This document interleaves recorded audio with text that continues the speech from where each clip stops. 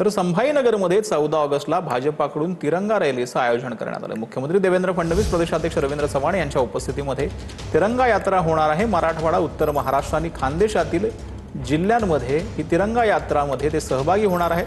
दुपारी 2 वाजता छत्रपती संभाजीनगर शहरात तिरंगा यात्रा काढण्यात येणार आहे।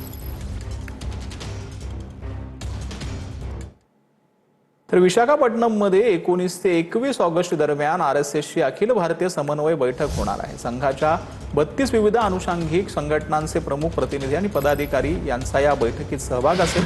भाजपाकडून BL संतोष आणि राष्ट्रीय अध्यक्ष नितीन नवीन देखील या बैठकीला उपस्थित राहतील। देशातील सामाजिक घडामोडी आणि CJPच्या आंदोलनाच्या पार्श्वभूमीवर या बैठकीमध्ये चर्चा होऊ शकते।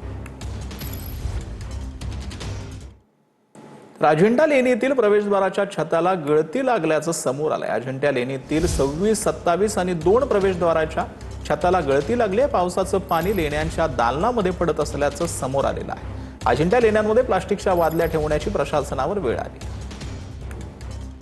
अजिंठा लेणी ही दगडामध्ये कावड केलेली आहे। दगडाचा जो वरचा जो रॉक मास आहे तो खूप ह्यूज असल्यामुळे आणि त्याच्यामध्ये इनहरंट ज्या सिपेजेस असतात, म्हणजे ज्या भेगा असतात, त्याच्यामध्ये पाणी पावसाळ्यामध्ये पाणी झिरपतच असतं आणि त्या झिरपण्याच्या वरला अरेस्ट करण्यासाठी आम्ही पहिले GSI कडनं स्टडी करून घेतली की कुठे कुठे पाणी झिरपतं आणि मग ते अरेस्ट करण्यासाठी मल्टिपल आम्ही तिथे ड्रेनेज बनवलेले आहेत आणि त्या ड्रेनेजमध्ये ते पाणी आम्ही डायव्हर्ट करतो। पण ज्या 90% तरी यश आलेलं आहे, पण आता अजूनही जिथे कुठे छोटे मोठे थेंब जर झिरपत असतील तर ते पण कसं काय अरेस्ट करण्यात येतील याच्यासाठी आम्ही प्रयत्नरत आहोत आताही सध्याही। तर पुणे पालिकेचा खड्ड्यांबाबत भोंगळ कारभार सुरू आहे। शिंदेच्या शिवसेनेचे शहराध्यक्ष प्रमोद भानगिरेंनी हा आरोप केला। रस्त्यावरील खड्ड्यांमुळे नागरिकांना मोठा त्रास होत असल्याचं प्रमोद भानगिरे यांनी म्हटलेलं आहे। सगळ्या रस्त्यांची खड्ड्याची त्या ठिकाणी चाळण झालेली, म्हणजे नागरिकांना जीव धोक्यात घालून त्या ठिकाणी चालावं लागतंय। गाड्या घेऊन जावं लागतं। बऱ्याच जणांना मणक्याचे, हाडांचे या ठिकाणी आजार त्रासलेले आहे। अशा वेळेस पुणे महानगरपालिकेला वेळोवेळी आम्ही वेगवेगळ्या पद्धतीने सांगितलं की पुणे शहरामध्ये जे काही अंधाधुंदी कारभार चाललाय ह्याच्याकडे आम्ही अनेक लक्ष केंद्रित करण्याचा प्रयत्न केला, परंतु आजच्या तारखेलाही संपूर्ण पुणे शहरात बऱ्याच ठिकाणी रस्त्याची या ठिकाणी चाळण झालेली आहे। पुण्याच्या महापौरांसह 2 आमदारांच्या रस्त्याच्या निविदा प्रक्रियेत सहभाग असल्याचं काँग्रेसचे नेते अरविंद शिंदेंनी म्हटलेलं आहे। कोथरूड मुंडवा पुलासाठी एकाच ठेकेदार का? अरविंद शिंदेंनी हा सवाल केला। 26 जुलैचे महापौर बंगल्याचे CCTV तपासा, अरविंद शिंदेंनी ही मागणी केली। ज्या वेळेला अधिकारीच ह्याच्यामध्ये सामावलेला असतो त्यावेळेला तो अधिकारी नाही म्हणण्याची हिंमत करत नाही।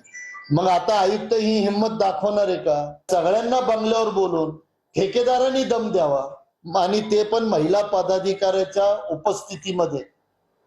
आणि जर हे आता मी हे बोलल्यानंतर कोणतरी म्हणाल खोटं बोलतोय, दावा ठोकतोय, तर माझी आजच मागणी आहे 26 जुलैची बंगल्याची CCTV रेकॉर्डिंग आपण काढावेत आणि त्या CCTV रेकॉर्डिंग मध्ये जे जे असेल ते जाहीर करावे।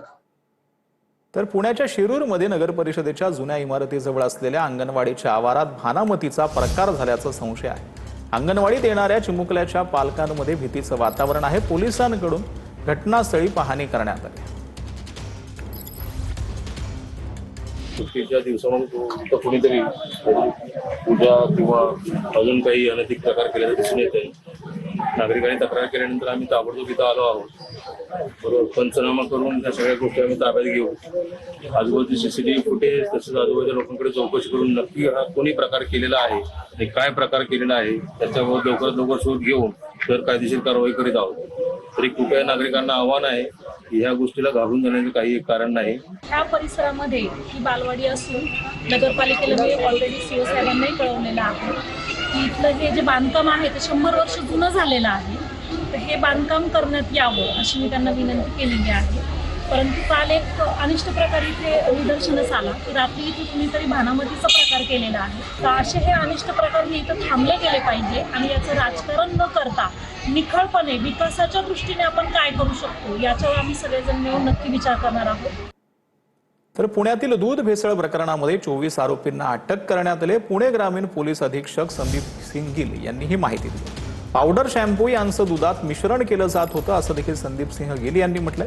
7 ते 8 जिल्ह्यांमध्ये भेसळयुक्त दुधाचं वितरण केलं जात होतं अशी माहिती देखील यावेळेला संदीप सिंह गिल यांनी दिली.